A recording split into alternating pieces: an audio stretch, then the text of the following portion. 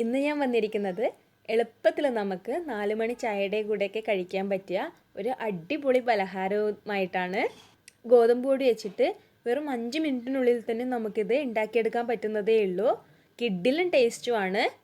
അപ്പോൾ എല്ലാവരും വീഡിയോ കണ്ടു നോക്കിയിട്ട് എന്തായിട്ടും ഉണ്ടാക്കി നോക്കണം. തീർച്ചയായും ഇഷ്ടപ്പെടും. വീഡിയോ ഇഷ്ടപ്പെട്ടിട്ടുണ്ടെങ്കിൽ നിങ്ങൾ ലൈക്ക് ചെയ്യാൻ വേണ്ടി മറക്കരുത്.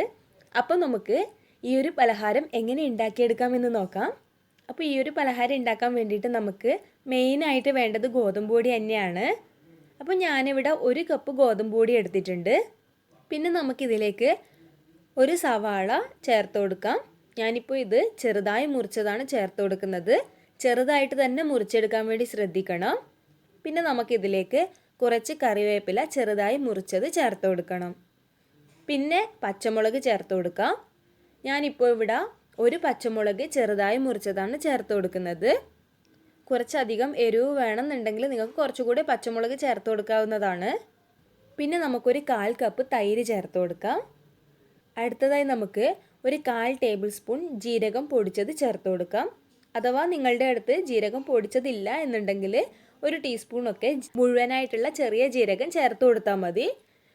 ഇനി നമുക്കിതിലേക്ക് ആവശ്യത്തിനുള്ള ഉപ്പ് കൂടെ ചേർത്ത് കൊടുക്കണം.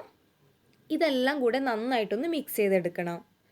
ഇനി നമുക്കിതിലേക്ക് കുറച്ചായിട്ട് വെള്ളം ഒഴിച്ചിട്ട് ഇത് കുഴച്ചെടുക്കാം. അപ്പോൾ ഇത് നല്ല കട്ടിയുള്ളൊരു മാവായിട്ടാണ് നമ്മൾ എടുക്കേണ്ടത്. ഒന്നിച്ച് ഒരുപാട് വെള്ളം ഒഴിക്കാതെ കുറച്ചായി ഒഴിച്ച് നോക്കിയിട്ട് നമ്മൾ ഈ മാവ് കറക്റ്റ് പരുവത്തിലാക്കി എടുക്കേണ്ടതാണ്. ഇത് നമ്മൾ കൈ വെച്ചിട്ടാണ് എണ്ണയിലേക്ക് ഇട്ട് കൊടുക്കുന്നത്.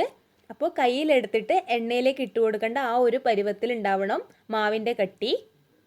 ഇനി നമുക്കിതിലേക്ക് ഒരു 1/4 ടീസ്പൂണിലും കുറവ് ബേക്കിംഗ് സോഡ കൂടെ ചേർത്ത് കൊടുക്കാം. എന്നിട്ടൊന്ന് നന്നായിട്ട് മിക്സ് ചെയ്തെടുക്കാം.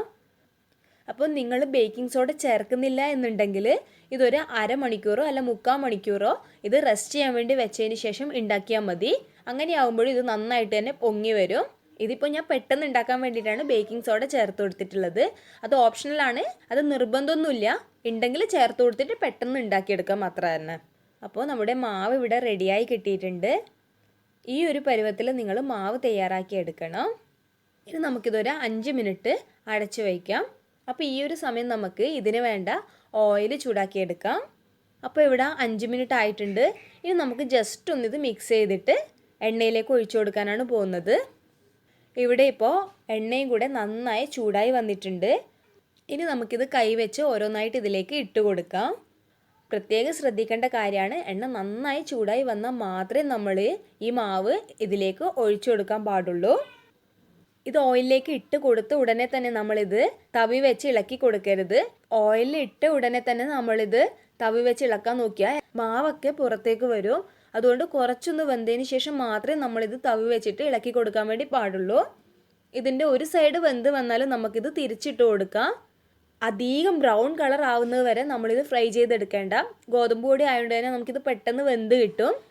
ഈ ഒരു പരുവത്തിലായാൽ നമുക്കിത് ഓയിലിൽ നിന്നും മാറ്റാവുന്നതാണ്.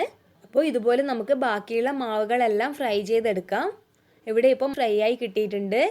ഇതിൻ്റെ പുറം ഭാഗം നല്ല ക്രിസ്പി ആയിട്ടും ഉൾഭാഗം നല്ല സോഫ്റ്റ് ആയിട്ടുമാണ് ഉള്ളത്. നിങ്ങൾക്ക് ഇപ്പോൾ തന്നെ കാണാൻ കഴിയുന്നുണ്ടാവുമായിരിക്കും. അടിപൊളി ടേസ്റ്റുള്ളൊരു പലഹാരമാണ്. നമുക്കിപ്പോൾ എല്ലാവരും എന്തായിട്ടും ട്രൈ ചെയ്ത് നോക്കണം. ട്രൈ ചെയ്ത് നോക്കിയിട്ട് നിങ്ങളുടെ അഭിപ്രായം കമൻറ്റ് ബോക്സിൽ അറിയിക്കാനും മറക്കരുത്.